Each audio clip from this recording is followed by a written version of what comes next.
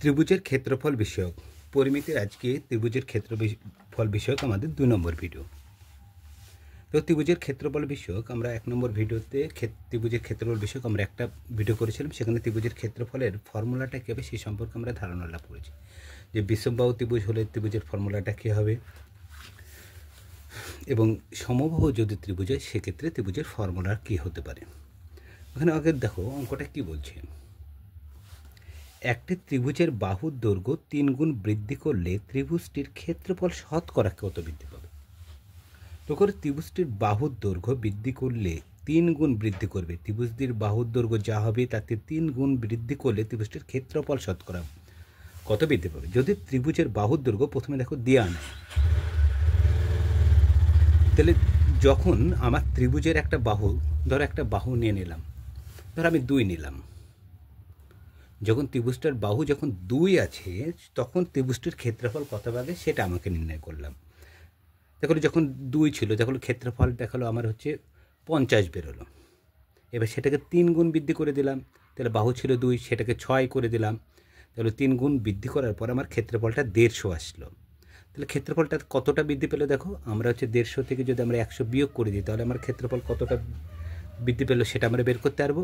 এবার যেহেতু শতকরা বলেছে তাহলে 50-এ বৃদ্ধি পাই 100, একে কত 100-তে কত বৃদ্ধি পেয়েছে, তাহলে আমাদের অঙ্কটা হয়ে যাবে। ঠিক একইভাবে দেখো অঙ্কটায় ত্রিভুজটির বাহুর দৈর্ঘ্য 3 গুণ বৃদ্ধি করলে ত্রিভুজটির ক্ষেত্রফল শতকরা কত বৃদ্ধি পাবে, আমাকে অঙ্কটা সেটা বের করতে হবে। আগে জানতে হবে ত্রিভুজটির বাহু কত। দেখো ত্রিভুজটির বাহু এখানে দেওয়া নাই, তাহলে আমি যে কোনো একটা ত্রিভুজের আমার আগে কী করতে হবে, ত্রিভুজটির যে কোনো একটা বাহু দিয়ে আগে দেখতে হবে ত্রিভুজটির ক্ষেত্রফলটা কত হচ্ছে সেটা আমাকে আগে নির্ণয় করতে হবে। আমি ধরলাম ধরো ত্রিভুজটির বাহু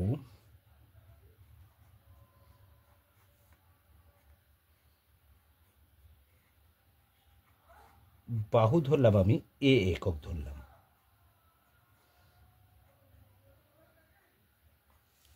দেখো ত্রিভুজের বাহু যদি এ হোক, বাহু পেয়ে গেলাম। দেখো একটা ত্রিভুজ, এর বাহু পেলাম কত, এ পেলাম, একটা বাহুর দৈর্ঘ্য পেয়ে গেলাম।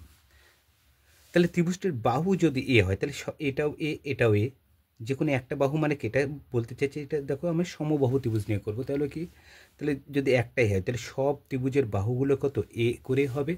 যদি ত্রিভুজটা হয়, লক্ষ্য করে এখানটায়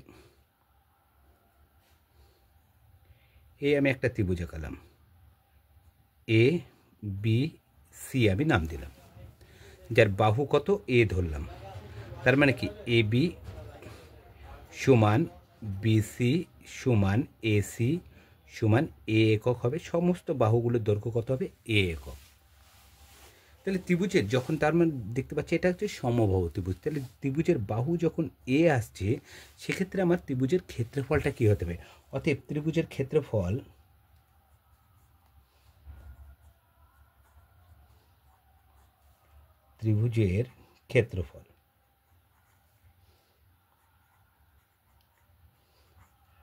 যেহেতু সমবাহু, তাহলে সমবাহু ত্রিভুজের ক্ষেত্রফলের ফর্মুলা কি, √3/4 ইন্টু বাহু স্কোয়ার বর্গ একক। তাহলে আমরা কি লিখতে পারি, √3/4 ইন্টু বাহু কত আছে এখানে এ, তার মানে কি লিখতে পারি এ স্কোয়ার বর্গ একক আমি করতে পারি। দেখো প্রথম শর্তটা কীভাবে পূর্ণ হচ্ছে, যখন বাহু আমার এ ছিল তখন আমার ক্ষেত্রফলটা আসছে √3/4 গণিত স্কোয়ার বর্গ একক, আমার তখন ক্ষেত্রফলটা আসছে। এবার কি বলছে, বাহু 3 গুণ করব, বাহুকে 3 গুণ করলে ক্ষেত্রফল শতকরা। এখন দেখি বাহু যখন এ থাকছে তখন ক্ষেত্রফলটা এটা হচ্ছে, এখন বাহু 3 গুণ করলে বাহু কত হবে দেখি, বাহু 3 গুণ করলে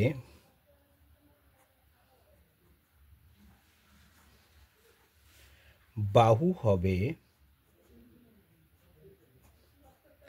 এখন কত এ, তার 3 গুণ করলাম, তাহলে কত দিয়ে গুণ করবো, 3 দিয়ে গুণ করলাম, তাহলে কত হয়ে গেল, তাহলে 3-এর সাথে এই যদি গুণ করি কত হলো 3 একক।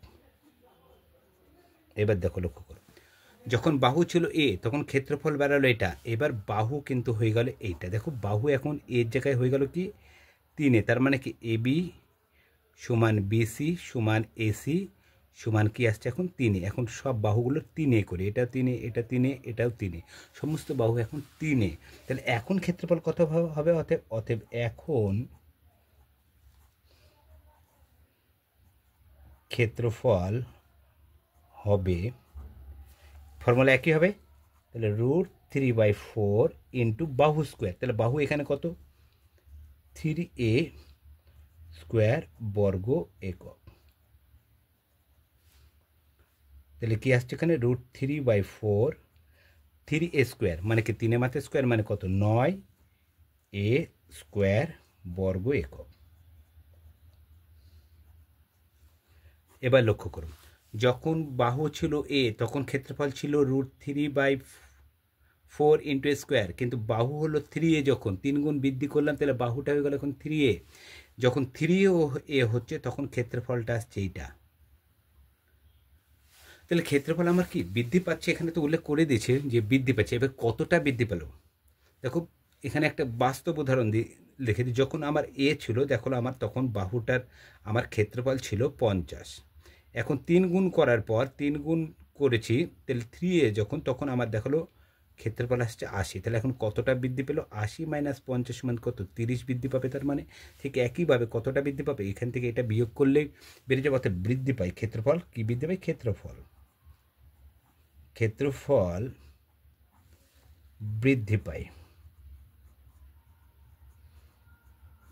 কতটা বৃদ্ধি পেল? তাহলে দেখো 3-এ, যখন বাহু 3-এ যেটা ছিল, মানে বাহু বৃদ্ধি পাওয়ার পর যেটা ক্ষেত্রফল ছিল সেটা থেকে বাহু বৃদ্ধি পাওয়ার আগে যে ক্ষেত্রফল ছিল সেটা বিয়োগ করলে তাহলে কতটা বৃদ্ধি পেল সেটা বেড়ে যাবে। তাহলে বাহু বৃদ্ধি পাওয়ার পর ক্ষেত্রফল হয়েছে কত? স্কোয়ার। তা থেকে বিয়োগ করব বাহু বৃদ্ধির আগে ছিল কত?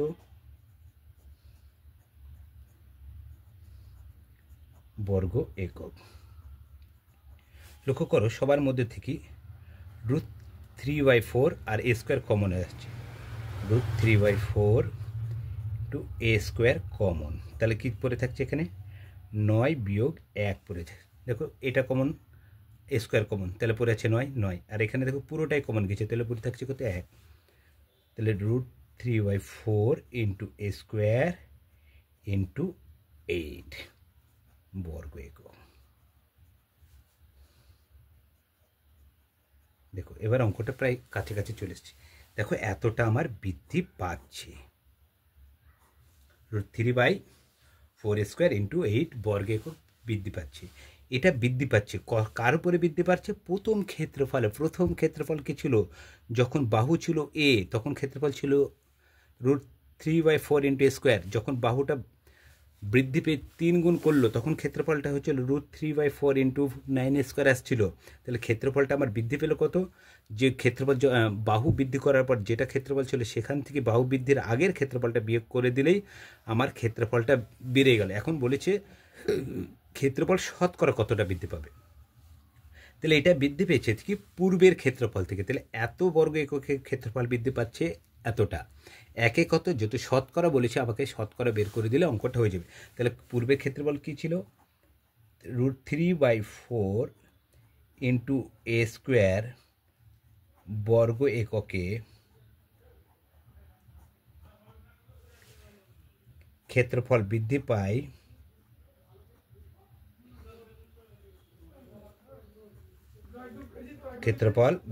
কতটা বৃদ্ধি পেল? √3/4 ইন্টু a স্কোয়ার ইন্টু 8 বর্গ একক। তো এত ছিল, তাই না? যখন এ ছিল কি বলেছে এ থাকার পর যখন 3 গুণ করা হবে সেক্ষেত্রে কতটা বৃদ্ধি। তাহলে আমার যখন বাহুটা এ থেকে আমার ক্ষেত্রফলটা পেয়েছিলাম সেইখান থেকে আমাকে ধরতে হবে। তাহলে যখন হচ্ছে ক্ষেত্রফল √3/4 ইন্টু a স্কোয়ার থেকে আমার বৃদ্ধি পেয়েছিল কত? এতটা। তাহলে এটা থেকে বৃদ্ধি পেলে এতটা, তাহলে একে কতটা বৃদ্ধি পাবে? তাহলে এটা যা আছে তাই রেখে দাও, √3/4 ইন্টু a স্কোয়ার ইন্টু 8, এটা নিচে বসবে। তাহলে আমরা গুণ দিয়ে উল্টে দিই, তাহলে 4টা উপরে চলে যাবে, √3টা নিচে, আর স্কোয়ারটাও কোথায় চলে আসবে, নিচে চলে আসবে, বর্গ একক। দেখো স্কোয়ার স্কোয়ার এখানে আগে কেটে ছোট করে নিই, তাহলে সুবিধা হয়ে যাবে। √3 কাটা, 4 4 কাটা, তাহলে কত থাকলো 8। তাহলে আমাকে কি বের করতে বলেছে, শতকরা। তাহলে আমার 100তে কতটা বৃদ্ধি পেলো, 100তে ক্ষেত্রফল বৃদ্ধি পায়, এখানে কত পড়ে আছে 8 গণিত 100 বর্গ একক। তাহলে 800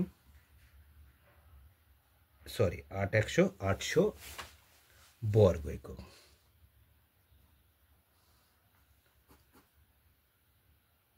কি বুঝেছে? তাহলে ত্রিভুজটির ক্ষেত্রফল শতকরা কত বৃদ্ধি পেল, দেখো উত্তর চলে এসছে। তাহলে অতএব বাহু 3 গুণ করলে, তাই না, ত্রিভুজটির প্রতিটি বাহু, ত্রিভুজটির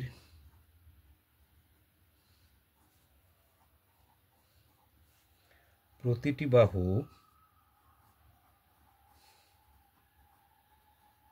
3 গুণ